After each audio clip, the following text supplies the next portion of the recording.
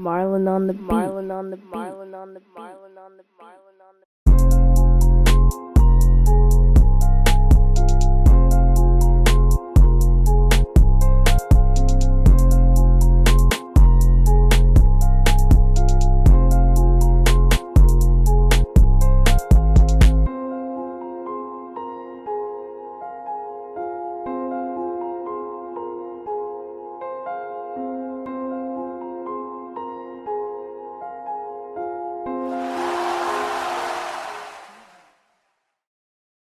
Welcome back to On the Come Up, soon to be the #1 music podcast in the world.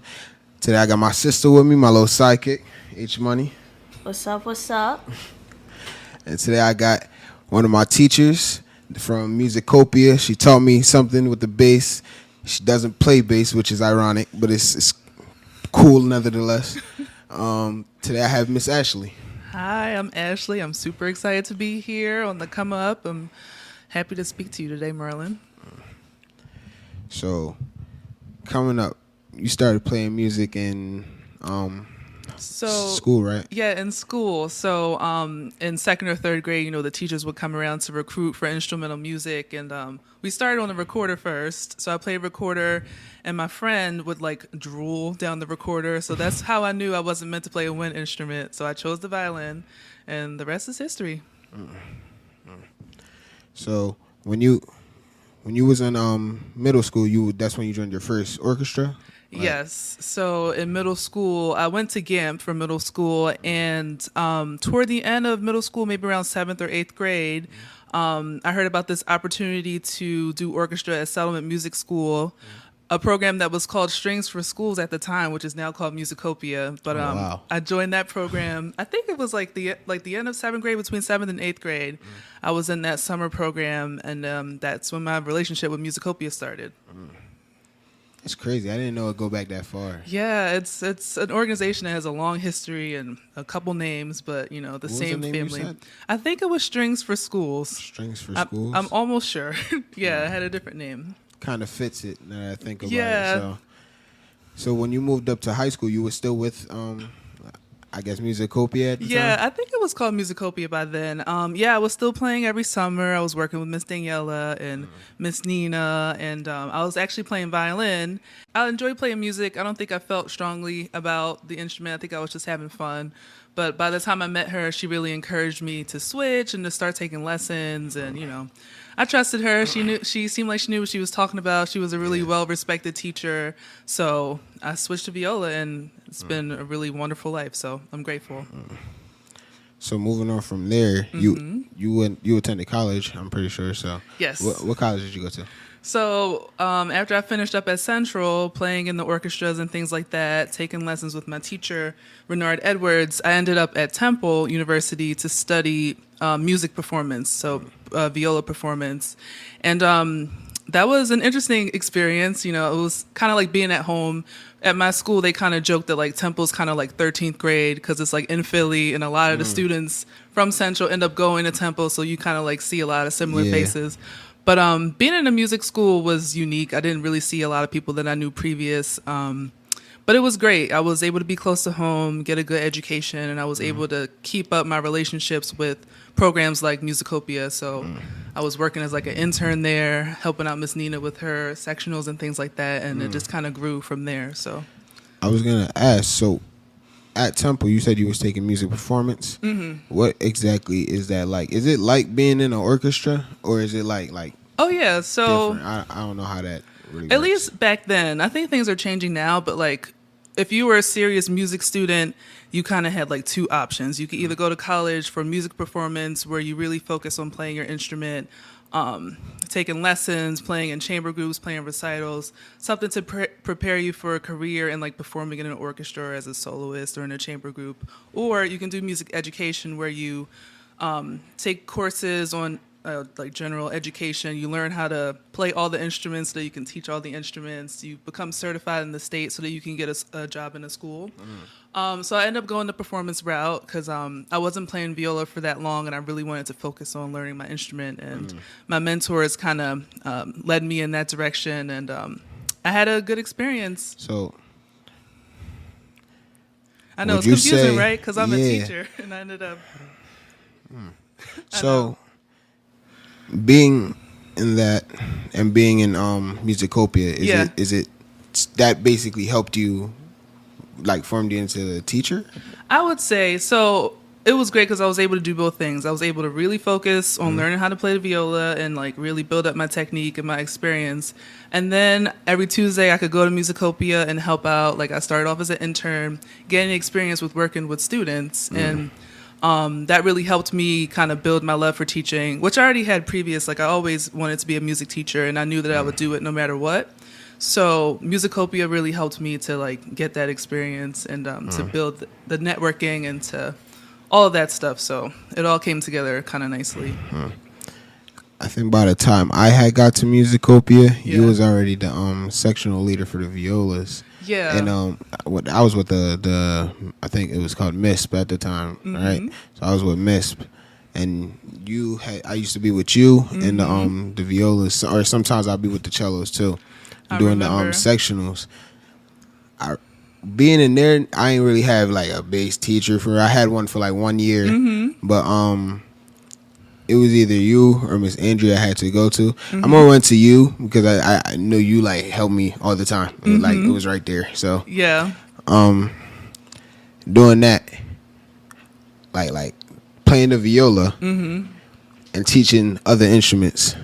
Did that come from the performance thing from Temple, or did that come from Musicopia? Like, That came from being at Musicopia and also like working with students at the Temple Saturday program. Like as teachers, you have to be comfortable with teaching instruments outside of, what your primary instrument is. So by then I was comfortable teaching most strings. The bass is kind of intimidating.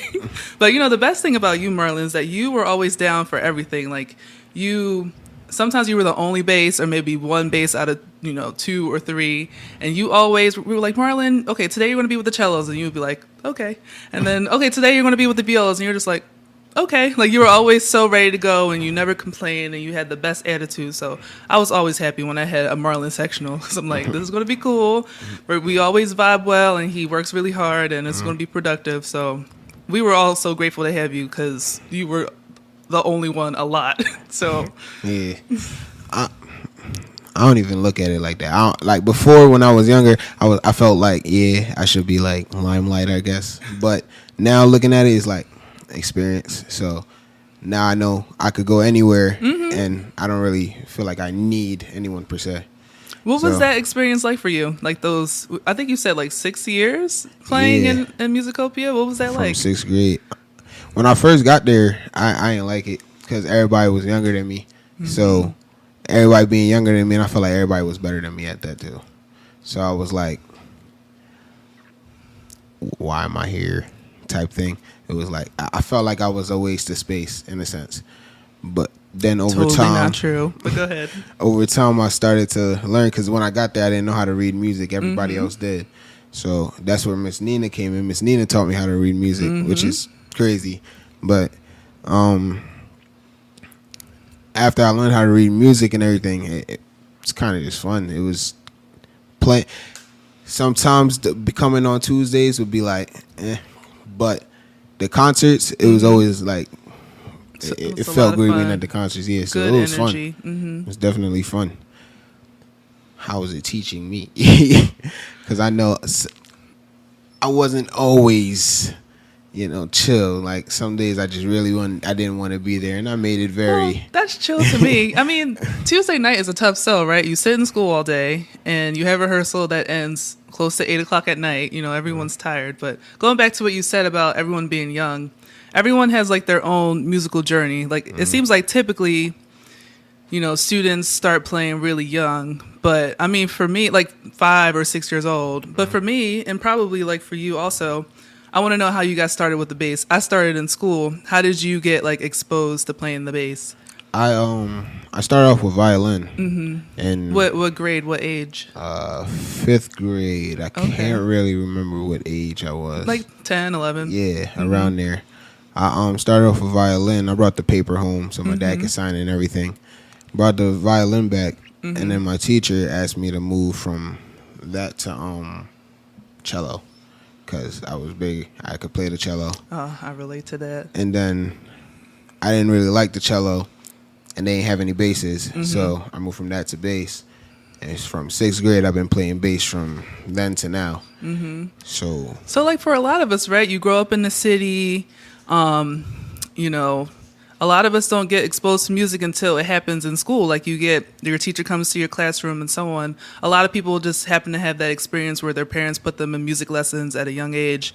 I didn't have it like that. You know, our family didn't have a lot of money for private lessons. So whatever music I got was from school. And so I relate to you feeling like you were the older student, like on the older end of the students, because you kind of got a late start. But that's how a lot of us start. And you may have felt like you were sticking out, but you really fit right in, you know. it's because I had played everything by ear at that point in time. So whatever I was used to playing whatever the violins played. I'd hear them play and just play that.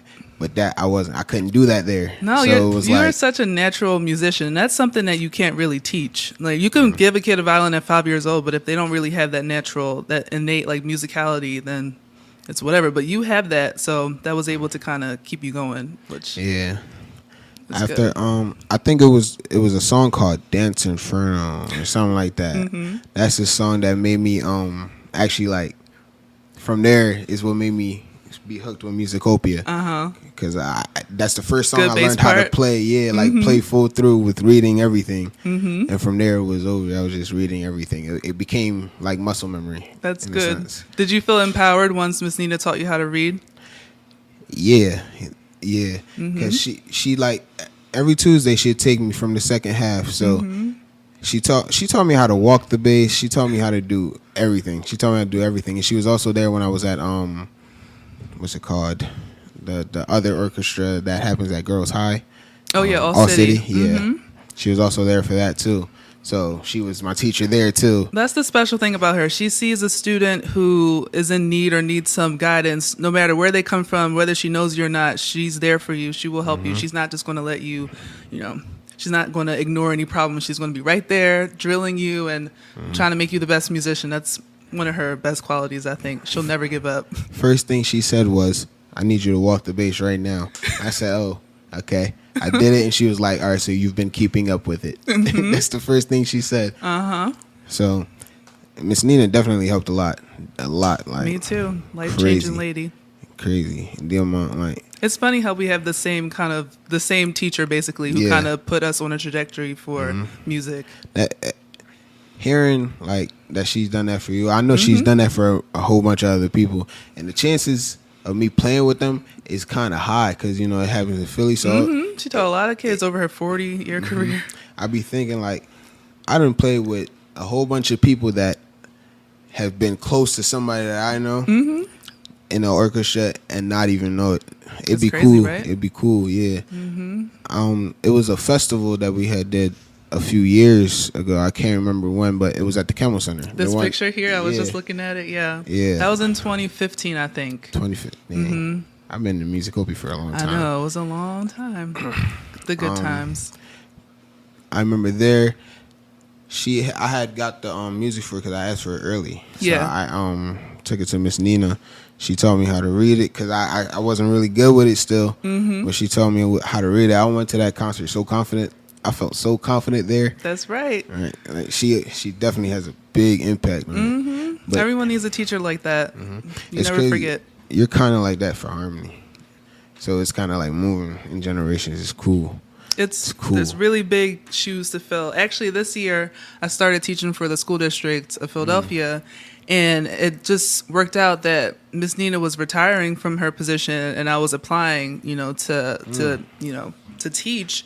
So what happened was when she retired, she had like a set of schools, and I was actually able to, get a lot of her schools. So now I'm like literally filling her shoes, and it feels almost impossible because her legacy and just who she is. But it's a good challenge, like I get to spend my career trying to like really hold up that standard that she set, and it's a tall order, but I hope I can do at least a little bit.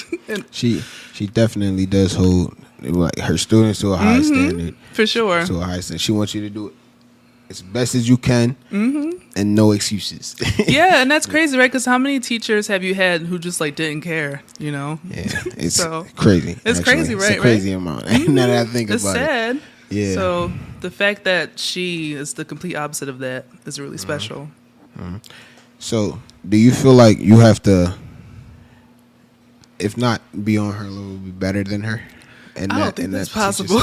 I definitely think it's possible. No, Definitely think it's possible. She always encouraged, because even to this day, like I can call her like when I'm leaving here and tell her all about my day, talking to you, and tell her what I'm looking forward to in school and everything. When I speak to her, she's always like, you have to be yourself. You know, you have to do your thing. You know, you're ready. You have all this experience. Like, it's your time to do your thing.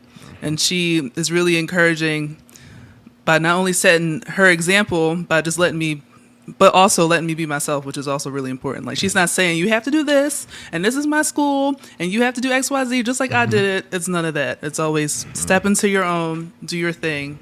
You're going to be great. And I really appreciate that. But there is still pressure, but internal pressure, not from her. I feel the pressure. Yeah. Definitely feel the pressure. I'd be nervous. Not I do be nervous.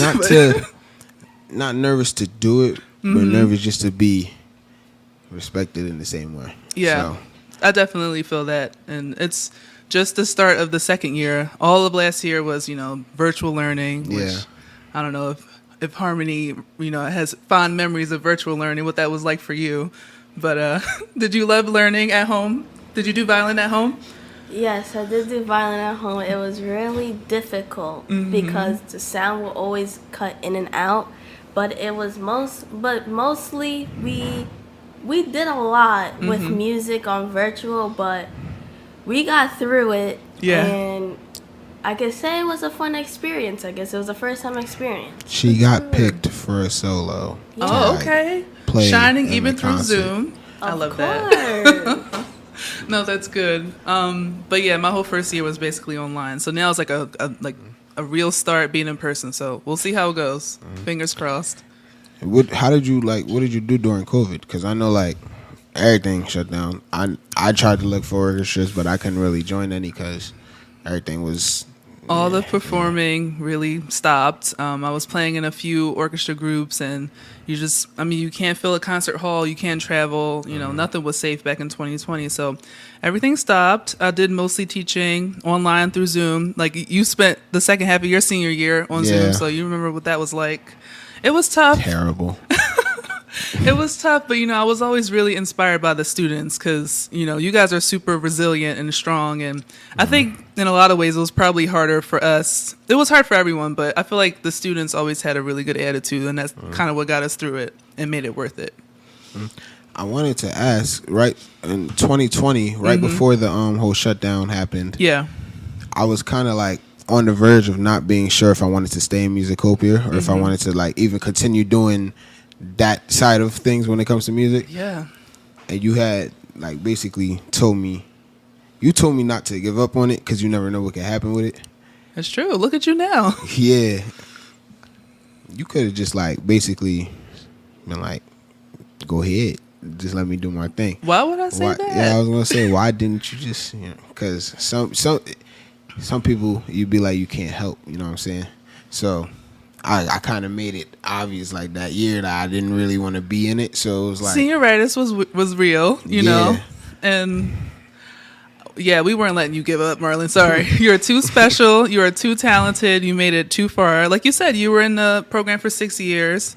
We know your passion and how hard you work. Even though you were feeling a little bit tired of music, I knew that deep down you still loved it. I can tell because you would still show up, even if you were tired. Even if I would walk in and go down to the basement and Marlon's sitting there on his phone just waiting for things to start, I knew that there was still something inside of you that wanted to play. But maybe just the timing was right. You were just feeling overwhelmed or tired. Being a high school student is hard. Senior year is hard. So I just chalked it up to that. I'm like, he's having a challenging stretch of school and life right now, but he'll be back. And he loves music, and it's never leaving him. So when he talks about leaving music, I'm just not even entertaining it. He's going through the motions, and I was right. And I mean, look at you now. You have your bass behind you. You know, your whole life and legacy, all the things that you've built up to do your podcast and speak to musicians and teachers. Yeah. You are on the path to greatness, so we weren't letting that be cut short. I don't know. There was this song that I had asked you to I remember. bring out for me. It was Alice in Wonderland. That has a good bass part. It does. Do. That's It's bomb. Do you remember I didn't show up for that? What, for the concert? Oh, right. No, not for the concert. It was the last rehearsal. So Marla was like, oh, I love this piece of music. I want to read it so bad. Can we please do it? And we were like, okay, fine. So the day that we read it and get it all set up, Marlon is not there. But, you know, that's okay. We still read it. It was still really fun. But, you know, things come up, whatever. I came the next week. Came the next week, though. I was kind of mad I missed out, too. That's okay. I was kind of mad. It won't be, maybe we'll have to program it in Musicopia. You can come visit and play it along with us. Yeah, I definitely want to talk about coming back because I miss it. We miss you. That's so crazy. After a 6-year kind of stretch with Musicopia, where nothing can kind of keep you from it, here comes the pandemic. Yeah. You know? You know, what a weird ending. Definitely. There was no concert at the end. It was like, so that's it. It was like crazy because it was the same thing at school. We was working on these pieces for like basically all year to perform it. And never got to perform it. But the last concert, which is kind of cool that I did, was I played Les Mis. So nice. like the whole from the beginning to the end. Oh, that's awesome! Yeah. Like the musical, or like you were in a pit orchestra kind of thing. Yeah, and they was performing it and like doing the on stage and stuff. Did you like that? Like, do you think it was cool? It was cool. I had fun. Only thing, I played bass, so I had to stand the whole time. I was like, damn. You were never into using the stool. I feel like we tried to talk you into it, but you always wanted to stand. Yeah, because I could reach more. Reach more, do more like standing up. So if we're like thinking about, like, say you get back to the bass, you're playing, would you want to be in like an orchestra like Musicopia? Would you want to be in like a pit orchestra and play shows? Like, what would be your fantasy career? Do all of it? That's right. I know that's right. So do it all. Regular orchestra, pit, behind the scenes, everything. Movies, I love that. Everything. It's too many avenues to just not do it. If I know I could do it, I might as well just do it. So. Do you think that you'd be into like being in the studio and recording like movie music or people's albums and things like that? For some reason, especially looking at this setup, I feel like you would be like a great studio musician, like doing the producing and picking up the bass and directing and all that stuff. I wanted to conduct too. I wanted to be a conductor, but then that kind of went into me producing beats and all that. So yeah, I mean, still a conductor to an extent. Yeah, but I try to make music that could be played live as well. So it has all the strings in it and everything still. So I can't leave the roots out of the music. Every time it has some type of string. Even if it's one, doesn't matter. I try to have an orchestra in it, so I can't help it, actually. I love that. That's so great. And you'll be doing some of that soon. I can already see it. So, as of right now, how do you plan to stay with Musicopia through everything till? Yeah, Musicopia is home. You know, like I said, I played in the group when I was leaving middle school. So what was that, like 13 or 13 or 14, and I'll be 30 next year. So it's been a long history. I'm really grateful. It's such a good teaching team, you know, with all the coaches like Miss Mara and Miss Andrea and Miss Gia. There's so many wonderful people. And you can't forget about Miss Daniela, who has been an incredible mentor to me this whole time. Me too. I credit her, number one, for just being amazing and the best, but she really helped me to start my career. Like when I was coming out of college, even before I was done with college, she invited me to join the Musicopia staff, like officially, because I was just helping out and kind of an intern at first. But she, you know, invited me to come. It started small, like do these sectionals, do this practice hall, and then it kind of grew more and more each year. And then she would, you know, let me know about different teaching opportunities. So some of my first school jobs were from things that she kind of recommended me for. So she definitely looks out for me. I'm super grateful. I feel like I don't deserve her kindness, but she is amazing. So with her and the amazing teaching staff and all the wonderful kids, like Musicopia is just a big family. So I don't really see myself leaving it for a while. And we have the best new director, Taya Harlow. She's great too. So. You said Gia, like the Oh same yeah, Gia that I went to school know with? Gia. Yeah, Gia is now one of our coaches. That's nice. Yeah, we had a great team, like Miss Aileen and Miss Hannah. We had Miss Nina back in the day, just like a lot of good people on our team. So, but yeah, Gia is a coach now. She does the violas. Yeah, that's cool. Gia's almost done school, so she's gonna and she's at Temple too, right? Yeah, she's doing music education, so she's gonna be a teacher. I wonder if she's gonna go back to our school, like our old school, to teach. Maybe. Take Mr. Rose's job. That would be funny. She might. I don't know. You got to get Gia on here to talk to you about being a new teacher. Yeah, definitely. I didn't know that. I didn't know she was gonna. I didn't know she wanted to be a teacher or anything with it. I know she used to be there. When I was last there, like she used to come by and help. Yeah. So. Because she's close with Daniela, so I think Daniela has also helped her kind of start her career too. So she always looks out. I definitely want to look into interning for Do Musicopia it too. That would be amazing. I've been talking to my dad about it. Said I was gonna. And you could bring Harmony, who's definitely going to come back and play with us because she misses us, right? Harmonious. I do miss you guys. But that Tuesday thing. See, it do be the Tuesdays. Back like, when I was young, it was the Tuesdays. A Tuesday? Tuesday, aka the best day of the week. It makes your Tuesday better. I mean, if it was on a Thursday. That would be perfect. Or a Friday. What's the difference? Y'all are reaching. And I have to say, I said this already, but Harmony being the producer and the boss lady behind the scenes, it just makes total sense. I don't know why I came here thinking that like you'd be upstairs or you would walk by and say hello. You are in it, directing everything. Yeah. That's my. We all know that Harmony backbone. is the leader. We all know that from this working with you at Musicopia. It's because she's the mean one, so. Yes, She's not mean. She's assertive. Yeah. She's direct. What she said. You don't even know what that means. I don't. But it's whatever it means. What she said. I'm so proud of you. How are you feeling about life and music and what are your goals? I want to be an entertainer. When I say entertainer, I mean like in every field. Yeah. So music, outside of music, I want to do movies and stuff like that too. So I just want to do everything. So We love ambition. No, you're going to be amazing. You have the spirit and the heart for it, and you already have so much going on in this beautiful studio. And you got Boss Lady Harmony to keep you in check. Very much. So you can only go up. Yes, you do. Yes, you do.